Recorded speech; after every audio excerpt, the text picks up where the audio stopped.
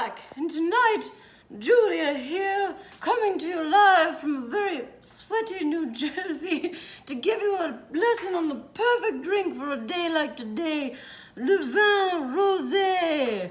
And I told you I was going to give you a lesson in rosé, and I want you to know I haven't done any research. This is all from up here, from Julia's experience and her time in France. So I'm very excited, and before I tell you what I believe are the most important tips about choosing and enjoying rosé, I asked you all for your feelings on the subject, and I had no idea that Julia's children were so philosophical. You said things like, listen to your heart, and you said, enjoy it with a friend, and you said, watch out for the thorns if you drink an entire bottle. Those are very existential tips, but I want to give you the practical tips so when you go to the wine store, you know exactly what to choose. So, most important tips for picking out and enjoying rosé. Number 1, pay attention to where it comes from and what it's called. French rosé is the best, my friends. There's no debating it. Don't try to argue with Julia on this one. My nose is so sweaty. And the best place that you can get it from is if it says Côte de Provence. If it says from Provence, that's the south of France, that's where it's nice and hot in the summertime when those grapes are becoming harvestable. And yes, so France first. The second is the name. And just like the country, the more French, the better. Okay, so this one that I picked out is called Les Vignerons. It's a Côte de Provence. And it sounds and looks very French. It's a little shimmery. I'll take a picture and show you later. Can you tell? So, even more important than what it is called is what it should not be called.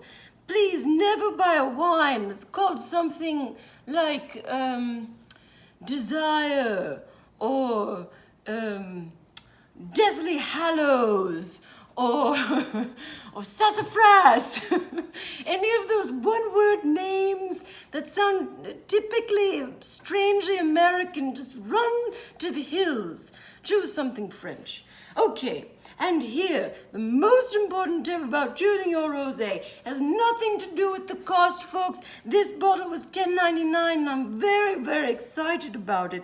It has to do with the color. Yes, one of you got it right. Madeleine, good choice, nice choosing. But yes, so it's about the color, and the point is the paler the better. The softer the color, that means the less sugar it has in it, the more refreshing it's going to be, the more you won't be overpowered with all of that sugary water. So none of the dark pink rosés. This one is borderline almost too pink, and the lights obscure it a bit. So don't look at my bottle, look at my little shorts here. This is the color that you want to be shooting for. It's this kind of pale pink.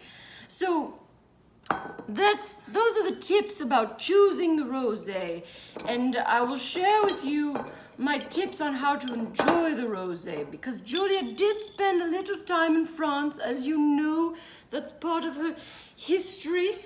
And when I was down there, maybe I didn't learn how to open the bottle properly, but I did learn that the best way to enjoy a rosé on a hot day is with what the French call glaçons, or little ice cubes.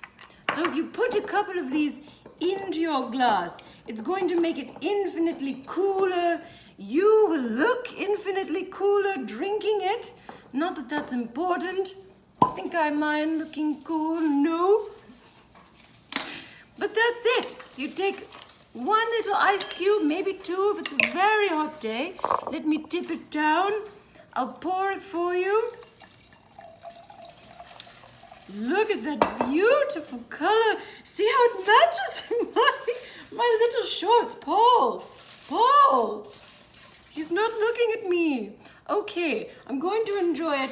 And just so you could really get these lessons in your head, I made up a little song for you. Here it is.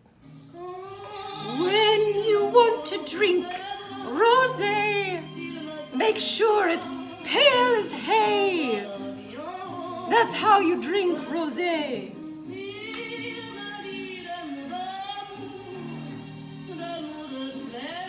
C'est parfait, mes amours, Julia's children. Here's to you. If it's hot where you are, find yourself some rosé, wipe off your face, put some glaçon in it, and enjoy. Bon appetit. Bye for now.